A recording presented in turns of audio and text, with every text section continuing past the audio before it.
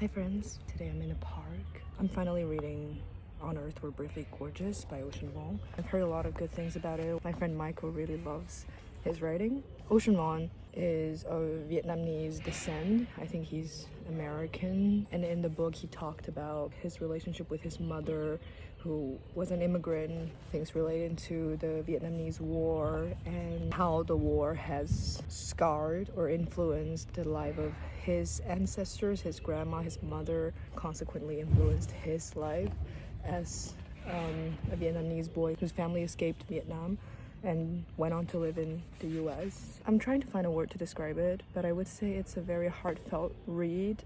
All the words are so real. Some of the lines when he was describing his relationship with his mom almost put me to tears. I am this much in, so I feel like there is a lot more to go. A lot of other potential paragraphs that could make me cry. On page 31, he wrote something that I think is really interesting and I thought I want to share. He was writing about the concept of the mother tongue. No object is in a constant relationship with pleasure, wrote Bacht. For the writer, however, it is the mother tongue. But what if the mother tongue is stunted?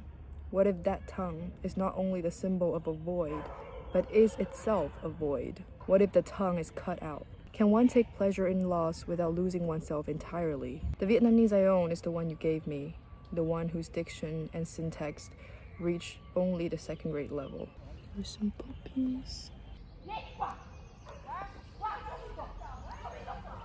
There was a dog that ran away.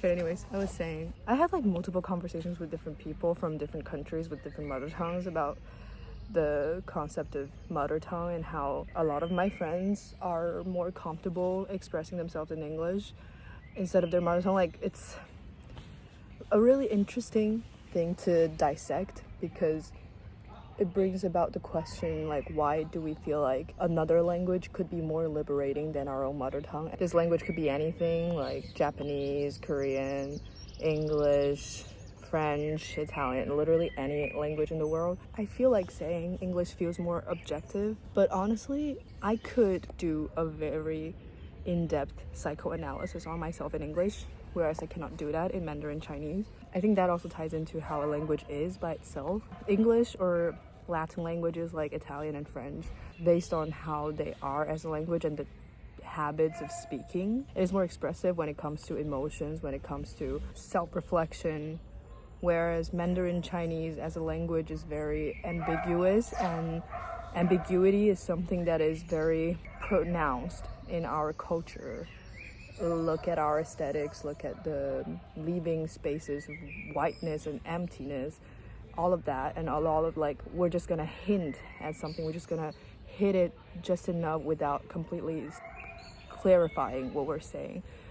So there's a lot of reading in between the lines, a lot of reading social context that goes into understanding Mandarin Chinese. So I think that also plays into how a person might interact with a language. We had this conversation also about Italian. Italian has this bad habit of making sentences unnecessarily long. If you think English clauses are crazy, wait till you see Italian clause, like sentences. There will be like an entire paragraph with just one punto. To me, Italian and French writings are even more, maybe sensual is the word. I'm not really sure how to pinpoint what I wanted to say. When I'm reading novels, especially romance novels, or anything that comes with reflections on the depths of human emotions, I feel like they somehow express it clearer and makes it more potent, as a stronger impact on the reader. Let me know your thoughts on this matter. Do you feel like another language might be a liberation for you to be able to speak more freely? I'd like to know your thoughts on that, and thank you guys so much for watching. Have a nice day. I'll get back to my reading and I'll see you in the next video. Bye.